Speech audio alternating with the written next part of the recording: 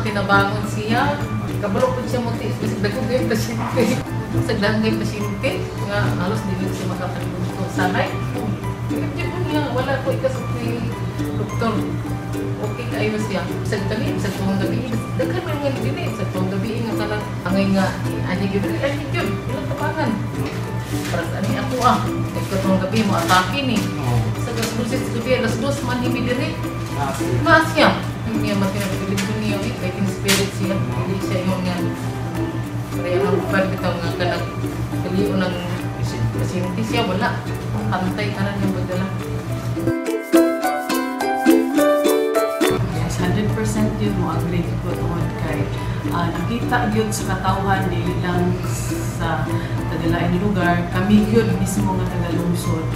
Nakita na mo ang improvement ngayon nahimo karon din sa health sa munisipyo sa Zapad is dakot jud kaayo kay ang uban gay manulod diri nga kanang talagsara makaulit nga uban na narbaho sa kanila uy dino ko gwapo na sa inyo ang health center sa akong health center ato una wala ko antay hapon nang kami nalipay gid mi na si doktor karon kay ang improvement dahil maayon siya mudala og tawo friendly siya o mas po siya og kanang ang trabaho nga dili kuan gusto niya akong trabaho gyud.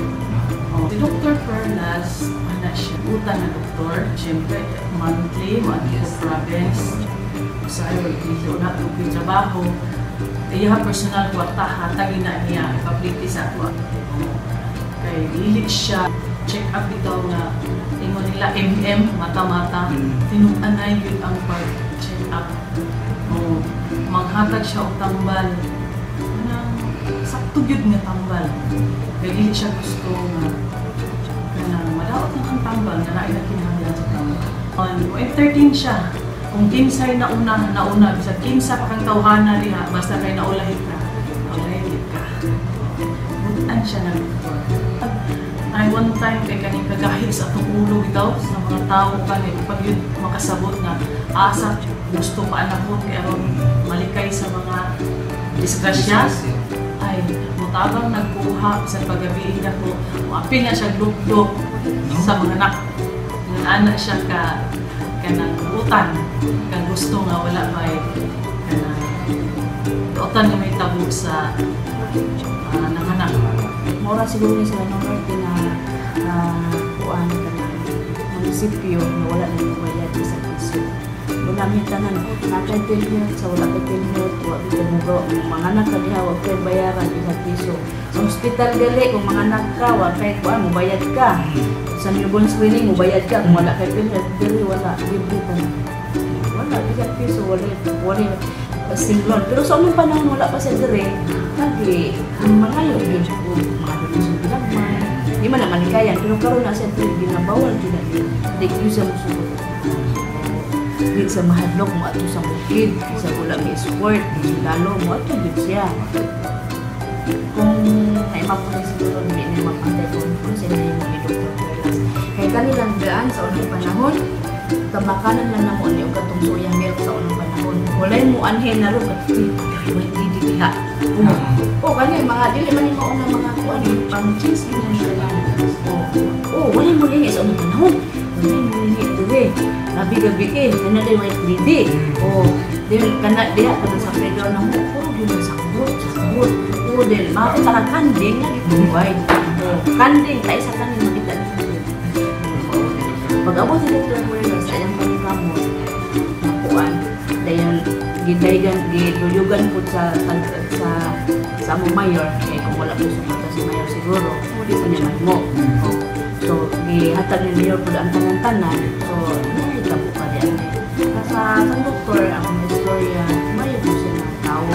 Wala siya nag-ihap sa iya nag-trabaho, wala siya nag-ihap sa iya naghatag sa imuha na na kuan puro trabaho ra yun kung sa di mamalikayan na di masuko sa iyaha di makutanan po na ilang request sa iyaha matag po niya kung kalabisan lang po na di pwede di na ihatag siya trabaho personalan wala sa personal sa mua basta sa trabaho lang din masuko po siya sa mua kung di na mo trabaho o na mo trabaho before katong wala pa siya nag-work kay wala ba lang ko diri sa center abi na ko abandon niya siya nga building abi na ko ano nag-operate dayon pagka-trabaho na ko diri ay naman dahil tawo and then itong 2011 ko siya then pagka 2012 naabot si Doc kay anam-anam naniyag ka ng kuan kasi na siya ipamalit pero wala pa gid niya naayo kaya palit siya ng mga dagari projects na abot ba pasalamat mi kay dagari projects na abot kay na NHO ay kanang DTTV so kung naay doctor sa isa ka municipality mas daghan jud mabot na projects ang nakita karon naman siguro pictures na before ug after na layo jud kaayo sa gawas sa kanang dira sa amo ang sa gawas dito sa center kay kalibunan pa na din karon kay nindot na siya kalibunan jud na siya sagingan karon nindot na siya then daghan mig na acquire na then ang amo ang ambulance kay duha pagid ka buok dayon among driver kay duha po then anytime na naay emergency na agad mi di ba sa uban kay naay bayad basta ay kanang ay mapaliton pa sa uban ba so diri kay libre di na sa madug kapatagan lisod biya kay sa una karon kay libre tanan pati pagpanganak libre bisag di PhilHealth libre wala jud mi kabayaran bisag piso sa mga serbisyo kasi doktor di jud gusto na makadungog na naningil mi or nagbabayad kay bawal gid na siya. So bisag siya kanang maayo siya mag-lead sa mga tao na siya napod siya iyang management style na kanang kuan bitaw mapinawon niya ang side for example na conflict paniminawon niya ang side sa uban mag-meeting gid mi every week halos every week para for example na conflict ma-solve ang mga problema mga issues. Then sa doktor kay bisan pag dili niya duty bisag Saturday Sunday kay kuan jud siya kanang money gid siya for example na tahion or na emergency na ay nalubaan nakusilan or basta tanan sir kanang dili siya basta kaya lang niya na bisag naipatay marag gawas na bitaw sa iyang scope scope sa iyang kuan trabaho kay murag naghapon siya basta related sa kanang kinabuhi sa nagsakit sa health ana. I'm Reynos Bolivar Perlas. I'm the Municipal Health Officer for Sapad and I have been in service for 3 years. I was formerly employed as a doctor to the barrio by the Department of Health last October 2012 and the LGU has after my contract has expired from the Department of Health, I was hired by the municipality as municipal health officer and I have been serving this municipality until present. I wanted to go to Mindanao. I chose Sapad. I did not have any idea about Sapad except that it was in Lanao del Norte and it was a 5th class municipality. I was looking for something new, something new outside Luzon, outside Visayas, and Mindanao. I haven't been. Well, I guess it was second nature. It was while I was still on medical school. Our group, where I was let's say the president for community work.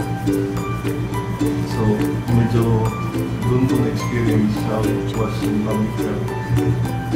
And I did not want to confine myself within the four corners of a clinic. I wanted to go out. I wanted to travel. I wanted to explore. I continued to work as a municipal health officer because I started something here and I wanted para ma-improve pa what I have started because I know there are not a lot of doctors who want to be deployed in the rural areas. I did not see myself at this point working in the city. Personally, I like to work. Yun yung mahirap sagutin. because it just comes out. I feel good about what I do. Hindi ko ma-explain. Explain it just comes out. Parang second nature. Okay, so I started here. Virtually there were no BP apparatus. There was only one BP apparatus. Yes, there was only one BP apparatus. I think there was a thermometer, and I also brought my own sphygmomanometer and the kit that I had during medical school. And medicines were available, but they were from the DOH, compact medicines. There were no medicines, no alcohol, no suturing materials. Cotton you have to find, alcohol, gloves, sterilized equipment, suturing materials. Wala tanan. No delivery bed. The bed where the patient is admitted. Kung saan na-admit yung pasyente, doon rin siya mga nakapos yung bed na yun. The whole experience is challenging. The greatest achievement, I think, is that the residents that someone has a lot so they can call it and to time respond to time. Therefore, then we provide their basic health needs. And I think that is the achievement. It's not the building, it's not the infrastructure, it's not the number of stuff, but the mere maybe comfort of the residents knowing that whatever happens, or if emergency happens, there's a doctor who they can call, there's a rural clinic where they can go. I would like to see every day that there's a certain improvement, no matter how small. Probably the ultimate challenge is how to improve and how to sustain what was started.